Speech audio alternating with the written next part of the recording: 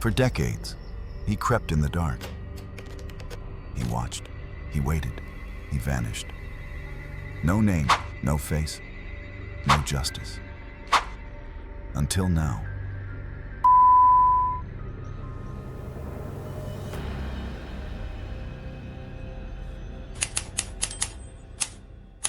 He was a phantom, a man who broke into homes while families slept, who tied husbands in one room and violated wives in the next, who whispered threats while eating their leftovers, who took trophies, who came back to watch. And when they thought they were safe, he returned. From 1974 to 1986, he committed at least 13 murders, over 50 rapes, and hundreds of burglaries, in different towns, under different names. The Visalia Ransacker, the East Area Rapist, the original Night Stalker. For decades, he was many things, but never caught, until 2018. And when the mask finally came off, the world saw a monster who had lived among them, pretending to be human. This is the story of one of America's most prolific serial offenders, and how a drop of DNA ended a 44-year nightmare. Visalia, a small town in Central California. Population back then, just around 30,000. Quiet, clean, far from the chaos of the cities. But in 1974, that peace began to crack. A man began to stalk the town. He didn't kill, he didn't rape, but he broke into homes, rummaged through drawers, turned over closets, and took strange things. Cheap rings, loose coins, family photos, valuables. He left them behind because he wasn't after money. He wanted something darker: control, intrusion, fear. Police gave him a name: the Visalia Ransacker. Within 1 year, more than 120 homes were hit, all in the same types of neighborhoods, near parks, colleges, always quiet streets. His method was eerily consistent. He came at night, through windows, silently. Sometimes the homes were empty. Sometimes the victims were sleeping inside. But every time, he tore the place apart. And almost always, a pair of women's underwear went missing. That's when police realized this wasn't ordinary burglary. It was a ritual, an obsession. But they didn't know just how far that obsession would go. December 11th, 1975. One event changed everything. Detective Claude Snelling, a college professor and father, heard a noise outside his home around 2 a.m. He stepped out and saw a masked man dragging his daughter out of the house. Snelling shouted, he ran, and within seconds, the man shot him in the chest. Claude Snelling died on his front lawn. The Visalia Ransacker had killed. But after the murder, he vanished. No more burglaries, no more odd thefts, no more trace. And for the police in Visalia, the case slowly went cold. They didn't know. The man hadn't stopped. He had simply moved north to Sacramento. And there, a much darker nightmare was about to begin. Sacramento, 1976. A growing city in Northern California. Clean, expanding, suburban. And just as the chaos in Visalia faded, a new predator arrived. Silent, patient. He didn't just steal. He waited. He watched. And then he struck. The first documented attack.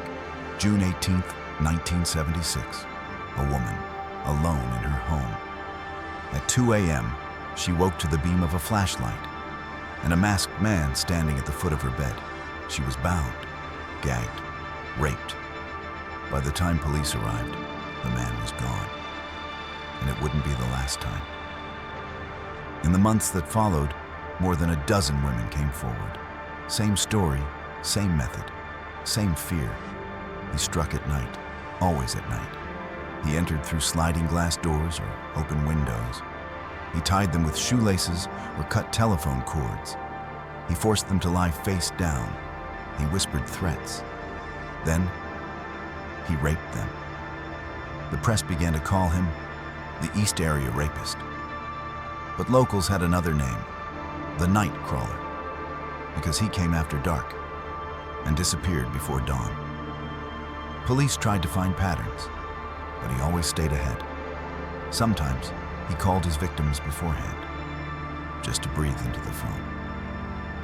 Other times, he snuck into their homes days before the attack, turned off lights, unlocked windows, and returned when they were most vulnerable. He was studying them, planning. December 1977. Everything escalated. For the first time, he targeted a couple. He tied the husband, placed dishes on his back, and whispered, "If I hear these plates move, she dies." Then he led the wife to another room and raped her. All while her husband lay still, crying, helpless, listening, as the plates trembled on his back. This was no longer just physical violence. It was psychological torture, cruel, calculated. In just 3 years, more than 50 assaults were recorded. A special task force was created. Sacramento was on edge. Gun sales spiked. Locks and alarms sold out. Men slept with weapons beside the bed. Women refused to stay home alone. But none of it stopped him. Because when one city braced itself, he simply moved to the next. Modesto, San Jose, Stockton, Davis, Concord, Walnut Creek. Each time, a different town, the same nightmare. And then, he vanished. No more break-ins, no more reports, no more attacks. Some investigators believed he was dead. Others believed he had evolved. Because just months later, 500 kilometers to the south, new cases began to surface. But this time, no one survived. 1979, Goleta, California. A quiet suburban house. A couple found murdered, tied up, beaten, stabbed, killed brutally, without mercy. There were no signs of robbery, no clear motive, but there were details. Specific, chilling patterns. The knots in the ropes, the way he entered, the time of the attack. A criminal profiler looked at the scene and paused. We've seen this before, but they hadn't, because they didn't know who he really was. They didn't know. This was just the beginning. In the next 7 years, over 10 couples would be found murdered, most of them inside their own homes. And every time, the method was the same. He entered through a window, he tied them up, he separated them, he raped the woman. Then, he killed them both. Sometimes, the bodies weren't discovered until days later. Inside homes still locked from the inside. Police began to realize this wasn't a random killer. This was someone who knew exactly what he was doing. Someone who enjoyed it. He didn't just kill, he destroyed. But strangely, these murders weren't immediately connected to the East Area Rapist. Different towns, different media, different jurisdictions. The left hand didn't know what the right hand had already seen. It wasn't until the early 2000s, with the rise of DNA technology, that investigators made a terrifying discovery. The East Area Rapist was the same man as the original Night Stalker. Two of California's most feared predators were one and the same. One of the most horrifying cases came in May of 1986.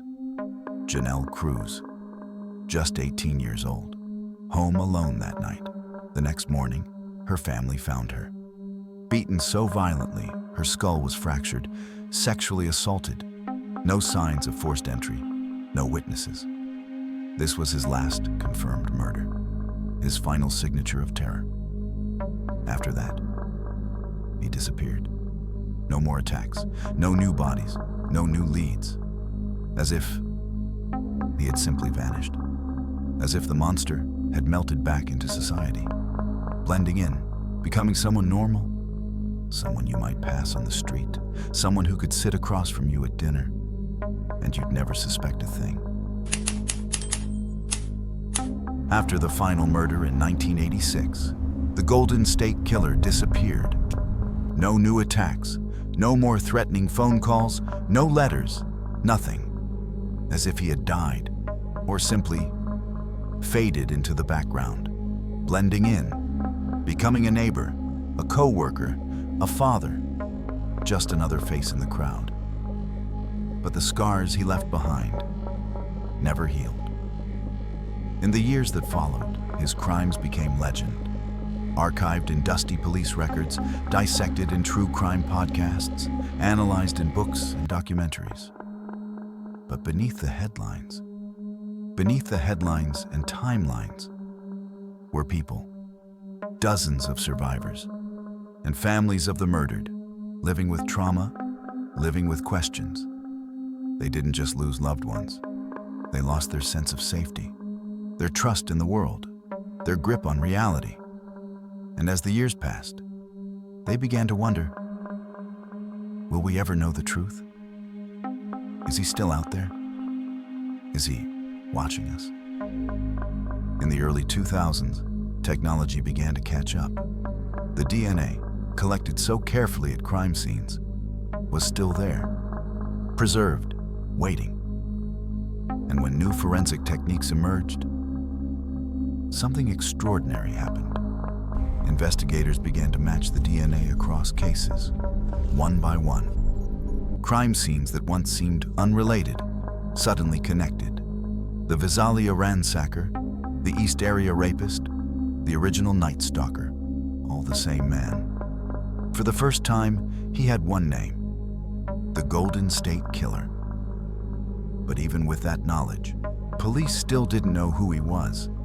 No matching fingerprints, no eyewitnesses, no confirmed surveillance footage. And many of the original case files from the 70s and 80s were lost, damaged, or incomplete.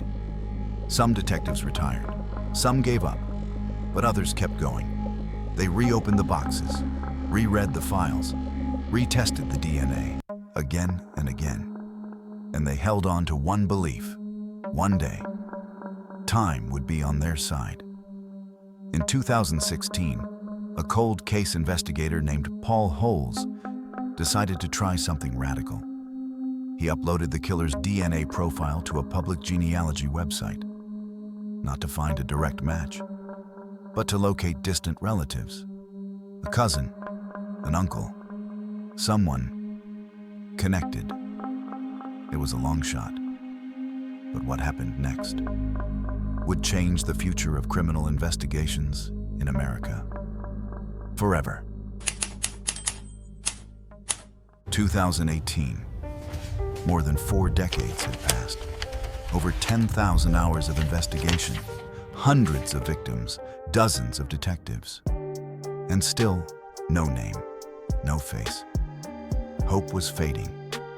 But one investigator, Paul Holes, wasn't ready to give up.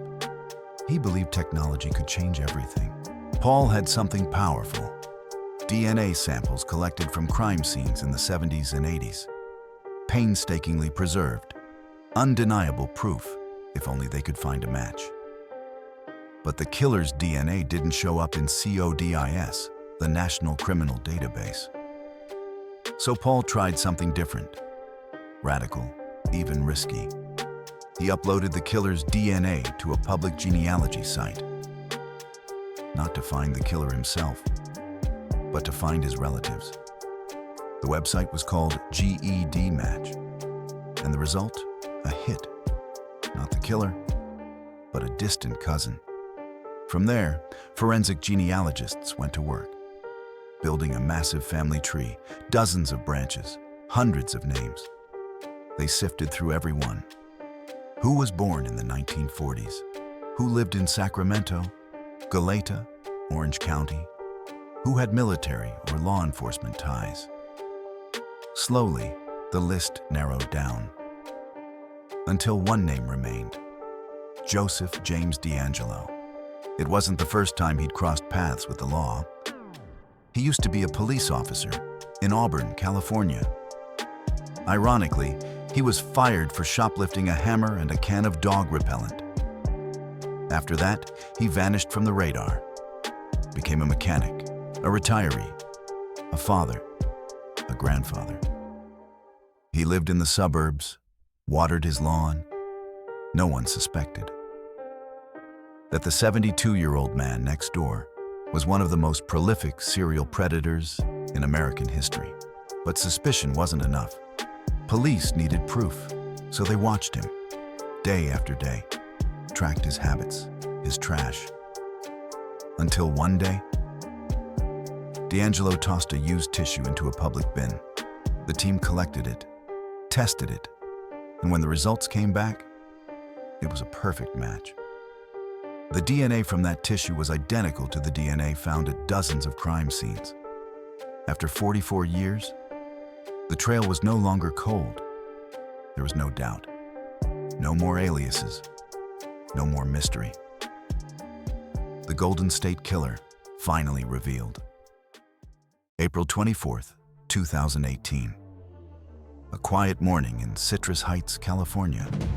A beige house, a neatly trimmed lawn, an elderly man working in his yard, just another retiree in the suburbs. Then, silent sirens.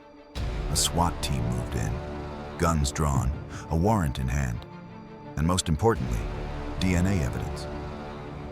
The man didn't resist. He looked up and said calmly, "I have a roast in the oven." But the officers already knew. This wasn't just an old man tending to his garden. He was the Golden State Killer. His real name, Joseph James DeAngelo. Age 72. A former police officer, a father, a grandfather, a friendly neighbor who had hidden hell behind an ordinary face. The news broke like wildfire. Local and national outlets ran non-stop coverage. For days, the country couldn't stop watching. Survivors wept. Families of victims wept. Some cried out. Some sat in stunned silence. One survivor said, "I never thought I would live to see the day." Another wrote, "He walked free for 40 years. But we never did." Inside his home, police found small boxes filled with photos, scraps of women's clothing, souvenirs, a chilling collection that confirmed this wasn't impulse, it was obsession, a life lived in the shadows, cataloging terror.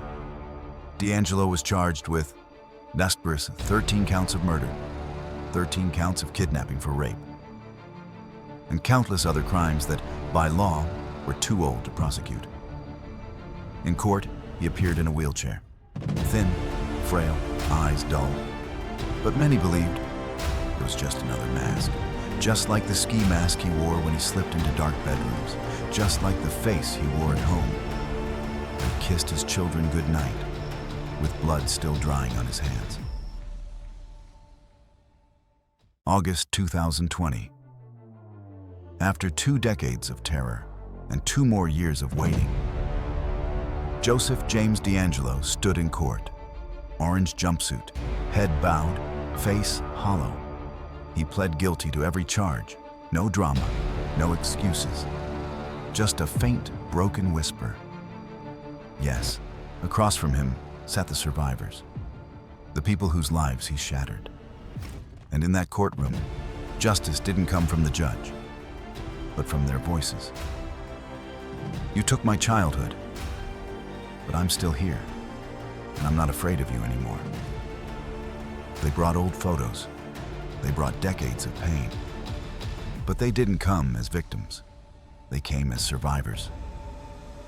At the end of the hearing, the judge delivered the sentence, life in prison, without parole.